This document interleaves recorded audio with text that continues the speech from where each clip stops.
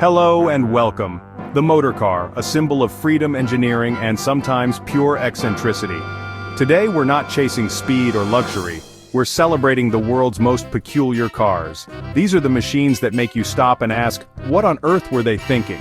From cars you could almost wear as a hat to amphibious oddities, we're diving into the stories behind these automotive misfits. It's a journey into the minds of engineers who threw out the rulebook, and maybe the steering wheel too. Settle in and prepare to have your idea of what a car can be completely upended. This is Unknown Facts, where we explore the weird and wonderful corners of our world. If you enjoy this mechanical madness, consider subscribing and hitting like. It helps us keep finding these stories. Right, on with the show. Let's start small, ridiculously small. Meet the Peel. P50, the world's tiniest production car. At just 54 inches long and 39 wide, it's less a car and more a wearable pod. Built on the Isle of Man. In the 1960s it was marketed as a city car for one adult and a shopping bag. That's it, one door, one headlight, one windscreen wiper. Barely a car by any standard, powered by a 49cc moped engine. It could hit 38 miles per hour, which feels like warp speed when you're basically sitting on the tarmac. No reverse gear. If you needed to back up, you got out and pulled it by hand. It's a rolling punchline, but also a cult classic, a testament to minimalist design and the joy of being different. Driving one is an experience. You are the crumple zone, and every bump is a geological event. The Peel P50 is the answer to a question nobody asked, and for that, we salute it. It's impractical, slightly terrifying, and absolutely brilliant. Sometimes the best ideas are the silliest, and that's why the P50 is unforgettable. If the Peel P50 was minimal, the BMW Isetta is what happens when German engineering meets small. The Isetta, or bubble car, is famous for its single, front hinge door. The entire front swings open, steering wheel and all. Originally an Italian design, BMW bought the rights and fitted it with a motorcycle engine. Its compactness made it perfect for post-war European cities, but if someone parked in front of you, you were trapped.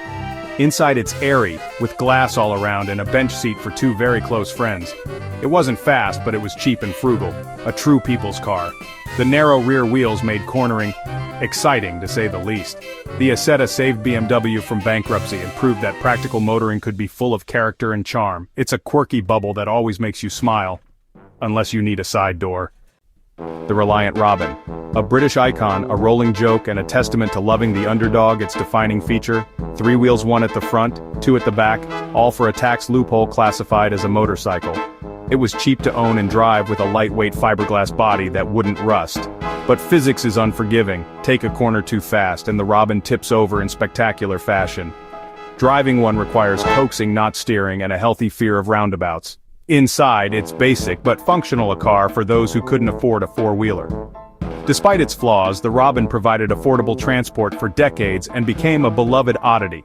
It's more than a punchline, it's a piece of social history and a symbol of British ingenuity. The Robin is a wobbly plastic hero, impossible to drive without a grin, whether from amusement or terror. It's a triumph of loophole engineering over common sense. Britain wouldn't be the same without it. Long may it wobble.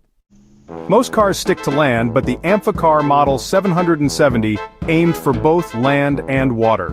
Designed in the 1960s, it could do 70 miles per hour on land and 7 knots in water, at least in theory. With a Triumph engine and rear propellers, you'd drive straight into the water, pull a lever and chug away. Steering in water? The front wheels act as rudders. Awkward, but it works. On land, it handled like a boat. In water, like a car, never excelling at either. Leaks were common and a bilge pump was essential, not optional. Yet the Amphicar is charming. A dream of ultimate freedom, driving off the road and into the lake. Only a few thousand were made, but they have a devoted following. It's a car for adventurers, dreamers, and those with a good toolkit. Not a great car or boat, but a magnificent spectacle. Sometimes being mediocre at 2 things is more fun than being great at 1. The Amphicar is proof.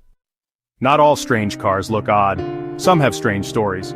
Enter the BMW 507, a stunning 1950s roadster designed to rival the Mercedes Gullwing, hand-built and expensive. It was a commercial disaster. Only 252 made, nearly bankrupting BMW. Its legend grew thanks to its most famous owner, Elvis Presley.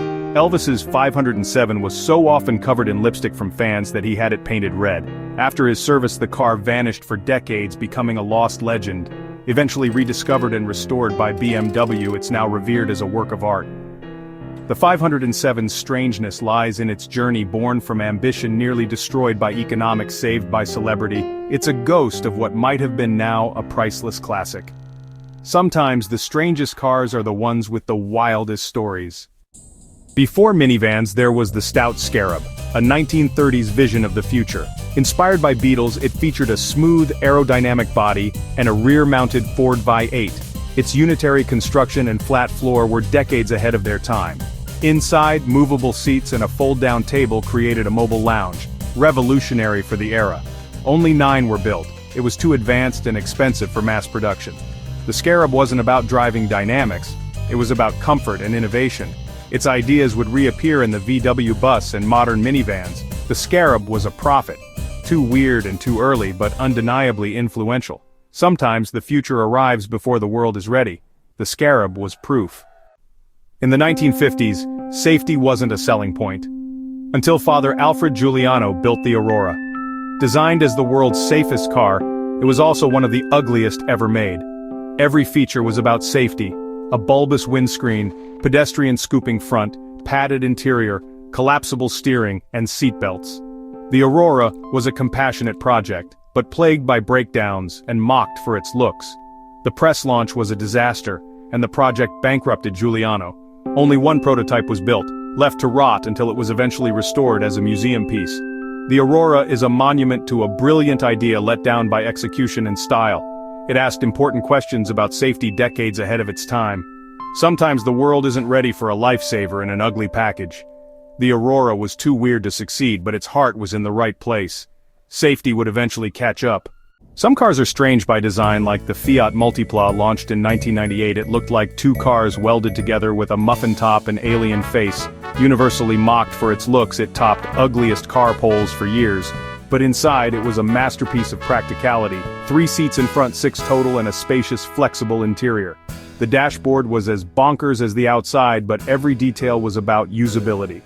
The Multipla was a Swiss Army knife on wheels. Function over form. Fiat eventually gave it a bland facelift but lost its soul in the process. The original Multipla was a bold statement: don't judge a car by its cover. It's the ugly duckling that turned out to be a brilliant swan. Sometimes weird works, and the Multipla proved it. 4 wheels are standard, but what if 6 is better? Enter the Covini C6W, an Italian supercar with 4 front wheels and 2 at the back. Inspired by the 6-wheeled Tyrrell F1 car, the C6W offers more grip and safety at high speeds. Powered by a V8, it's a real performance machine, not just a gimmick. Watching all 4 front wheels steer is mesmerizing and a nightmare for mechanics. Maintenance? 6 tires, please. The C6W is a solution to a problem nobody had, but it's a testament to obsessive engineering. It challenges the basics of car design with Italian flair. Is it better than 4 wheels? Maybe not. Is it more interesting? Absolutely. Sometimes the most fascinating path is the one with extra wheels. The Covini C6W is proof that car design can still surprise us. Why settle for 4 when you can have 6? We've seen the past now, the future: the Mercedes-Benz F015 Luxury in Motion. This concept car is less a vehicle, more a self-driving lounge. With autonomous driving, the interior transforms 4 swivel chairs, no central pillar, and a digital cocoon of screens. The car communicates with passengers and the outside world, projecting messages and even virtual crosswalks. The steering wheel retracts. Driving is optional. The F015 asks, if you're not driving, what is a car for? Mercedes answer, a private retreat, a third place between home and work. It's a rolling think tank. Challenging our very definition of a car, the future may be unsettling, but it will be fascinating. The F015 is perhaps the strangest car of all because it doesn't need us to be one. And there we have it, a journey through the weirdest corners of automotive history. These cars prove that the story of the automobile is about dreaming, experimenting, and sometimes getting it gloriously wrong. For every sensible sedan, there's a designer sketching something wild, and thank goodness for that. If you enjoyed this tour, please like and subscribe to Unknown Facts for more adventures into the peculiar. Thank you for watching. Until next time, keep an eye out for the strange and wonderful on the road. Cheerio.